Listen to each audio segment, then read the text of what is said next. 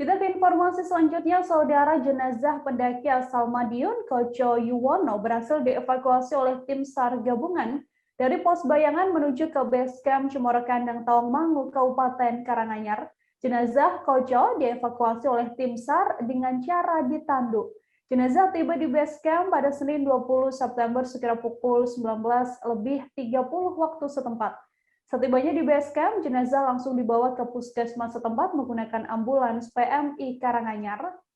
Untuk mengetahui bagaimana informasi lebih lengkapnya, tersambung bersama saya, wartawan Tribun Jateng, ada Agus Iswadi yang akan memberikan laporannya pada Anda. Halo, selamat petang, Agus. Nila. Ya, selamat petang, Nila.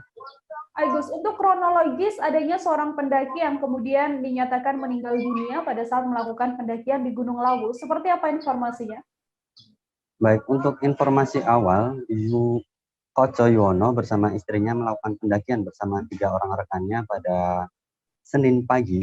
Akan tetapi selama perjalanan, tepatnya di sekitar pos Bayangan, antara pos 2 dan pos 3 Cemoro Kandang, Yuwono tiba-tiba terjatuh dan tidak sadarkan diri.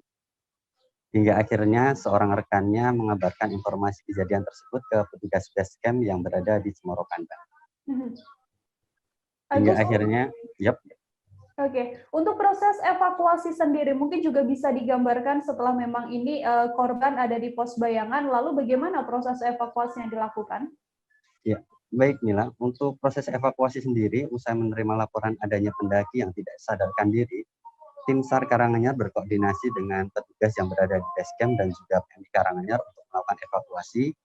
Untuk seru pertama atau tim reaksi cepat dikirim mulai pukul 12.30 untuk mengecek kondisi dari survivor sendiri yang berada di sekitar pos Bayangan.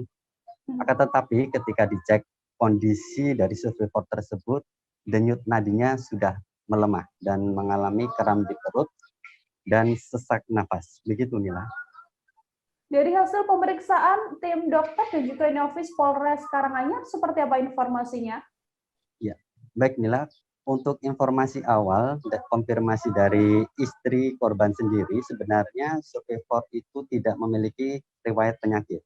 Akan tetapi setelah dilakukan pemeriksaan awal oleh petugas Puskesmas Tawangmangu dan juga Inafis Polres Karanganyar, survivor dinyatakan mengalami serangan jantung mendadak hingga tidak sadarkan diri. Begitu, Nila. Oke, baik. Kemudian untuk aturan pendakian pasca adanya kejadian meninggalnya seorang pendaki ini sendiri, untuk aturan pendakian di Gunung Lawu, apakah memang akan dievaluasi atau seperti apa informasinya, Agus? Iya, untuk informasi yang dihimpun dari tribunjateng.com, pihak Pertani berencana akan berkoordinasi dengan Disparpora Karanganyar selaku pengelola jalur pendakian Gunung Lawu untuk mengecek kembali atau membuat kebijakan kaitannya dengan persiapan pendaki sebelum melakukan pendakian ke Gunung Lawu. Mengingat saat ini situasi merupakan masa peralihan, yaitu peralihan dari musim kemarau ke musim penghujan, sehingga cuaca yang berada di sekitaran Gunung Lawu cukup ekstrim. Sehingga diperlukan untuk pengecekan yang lebih detail kepada pendaki supaya tidak hanya kondisi fisik saja, tetapi untuk perlengkapan pendukung juga harus dipersiapkan betul. Begitu, Nila. Baik, terima kasih banyak Agus Iswadi, wartawan Tribun Jateng, atas laporan Anda. Sebelumnya, saudara, wartawan kami tadi telah menghimpun wawancara ini dengan Koordinator Lapangan Operasi SAR Karanganyar, ada Febrian Kurnia. Berikut liputannya untuk Anda.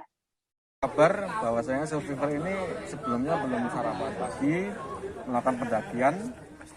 Kemudian info lanjut sampai di sebelum pos Bayangan, survivor mengalami kendala kram di perut. Kemudian mengalami sesak napas dan kehilangan kesadaran. Untuk teman-teman survivor sendiri selanjutnya melaporkan ke base camp induk dan tim TRC kita luncurkan untuk mengecek kondisi TKP ataupun keadaan survivor di atas. Sampai di atas, kita kurang dari 1 jam sudah sampai di atas. Denyut nadi daripada survivor sendiri sudah berkurang atau kadang ada kadang hilang. Pas naik kondisi sebenarnya survivor itu sebelumnya sudah pernah mendaki Lawu, tapi mungkin karena kebiasaan beliau itu kalau pagi belum sarapan atau tidak sarapan ya mungkin secara fisik kurang kuat untuk mendaki. Kita mungkin ininya yang pertama curiga. Terus sesampainya di atas, apa tindakannya yang dilakukan? Kita mengecek keadaan survivor, jadi termasuk denyut nadi, jantung, kemudian suhu tubuh bagaimana.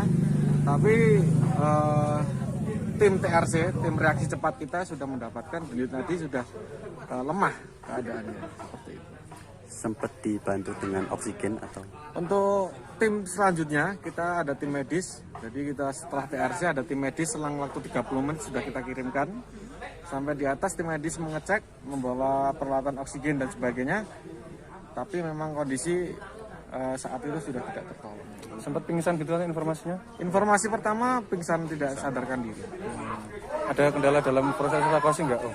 Kalau kendala alhamdulillah tidak ada. Karena posisi juga belum terlalu naik ke atas. Kemudian waktu juga cepat untuk proses evakuasi. Melibatkan berapa tim SAR atau Untuk kru? potensi kita proses evakuasi ini sekitar 70, kurang lebih 70 personil. Kalau jantung atau Bawaan. kalau bawaan pernapasan tidak ada. Tadi saya sudah konfirmasi kebetulan teman pendaki adalah istrinya sendiri ada. Itu memang tidak ada riwayat jantung. Berarti untuk proses evakuasi berlangsung sekitar 5-6 jam. 5-6 jam. Jangan lupa subscribe, share, komen, dan like ya.